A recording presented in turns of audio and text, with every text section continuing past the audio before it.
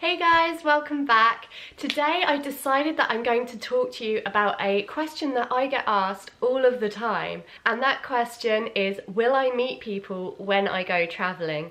Am I going to make friends? And I have addressed this in previous videos, like my September Q&A video, which you can watch up here. I touched on it, but today I thought I'd go a little bit more in depth to try and ease your fears and soothe your worries about whether you're going to be lonely on the road. So there are loads of ways that you are going to meet people, and I've broken it down into the 5 main ones for you. Number 1, in your hostel. You are going to meet so many different people in your hostel. There'll be people from countries all over the world, and you'll be sharing a room with people and common areas as well, kitchens, outdoor areas, living areas. So you're gonna come into contact with people all of the time, and you'll find that the majority are really friendly and probably want to have a chat with you.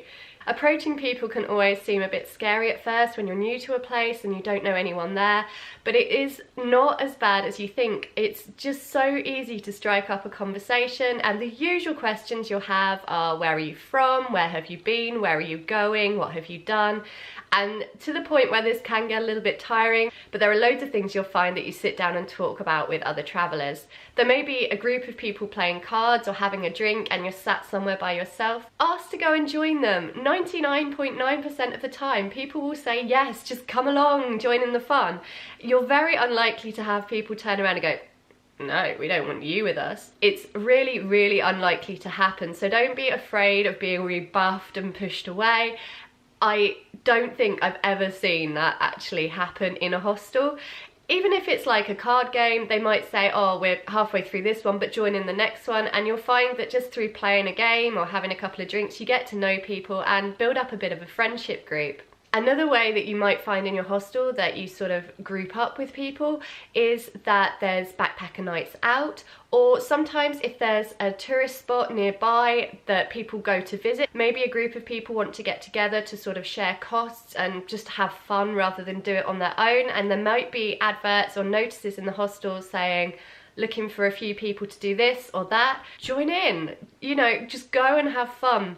Be friendly, be yourself, and just try to break down the barriers of approaching people. That is my top tip. It's scary, but once you've done it a few times, you'll realise that everyone is in exactly the same boat. Everyone's worried that they won't have anyone to chat to or join in with, and you will build up friendships really quickly.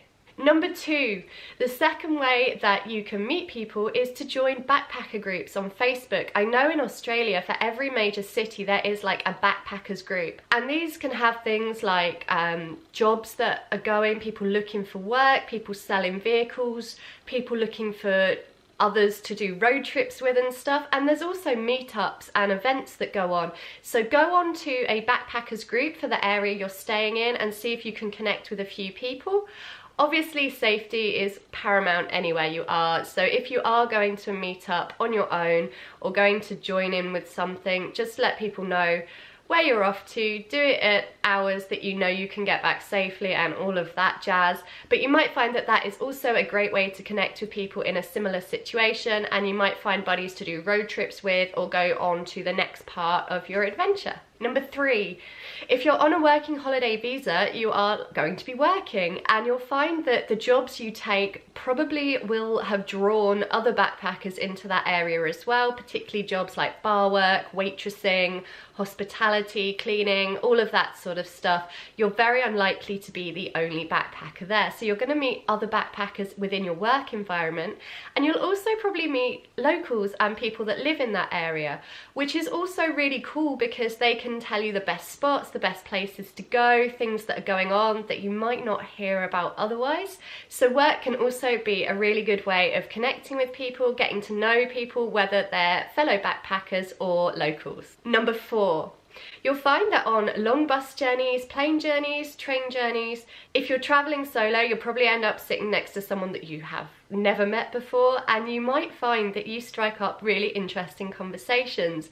The first person I met on my working holiday in Australia was a lady on the plane from Heathrow to Hong Kong. She was from Sweden, she was a medical student, and she was on a really long roundabout journey going to New Zealand to meet up with her boyfriend who was travelling for a while. And we had a great chat, and it was literally within like 10 minutes of sitting down on the plane. It was really cool, and I really enjoyed that experience because it was kind of a window into the whole what to expect when backpacking and traveling, and it just showed me that just speaking to someone really briefly about, you know, how do I get this TV screen to work, or offering them a polo so their ears don't pop. Just one little introduction can give you hours of interesting conversation. And with places like Australia, where you've got these sort of hop on, hop off passes, and other places, you might find that people you meet on one bus journey, you'll see again on another bus journey, or you'll find them later on in a hostel you're staying in. So be friendly on those journeys, and you might find that you meet people along the way that you keep bumping into and you can go out and have fun with, or party with, or whatever. Word of warning here, do take notice of body language. If someone's got their headphones in or they're reading, they probably aren't really feeling like making conversation. And having done long journeys, I can say that you don't want to chat all of the time. So if you've had a nice little chat with someone and they start making moves to get comfortable and snuggle down, just leave them be. Don't be annoying, because that's not going to win you any friends. And number 5, you will meet people on trips. There are always trips that will draw other travellers and backpackers in, and because of the way these trips are structured, you'll find that throughout the day you are talking to various different people.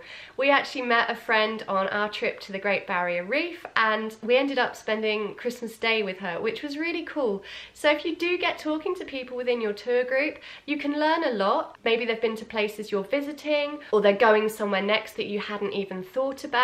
Just strike up conversation, get to know people, and it will also make the tour or the trip way more enjoyable, particularly if it's like a couple of days in length, because you'll have people to enjoy it with at that time. I really hope this has sort of broken down some of your fears. There are tons of ways to meet people, and if you're friendly, you're yourself, and you approach people, there is no way that you are going to be lonely for really long periods of time on your travels. There will always be someone to have fun with and enjoy the beautiful memories you're going to make. If you have any top tips of ways to make friends or meet people on the road, drop them down below. And if you have any questions, as always, I am here to answer them. You can leave them in the comments or hit me up on Facebook, Twitter, or Instagram, and I will do my very best. Until next time, guys, much love, take care, bye! Okay, I get to announce it now. We've actually drawn it. That was kind of cool doing it at the same time.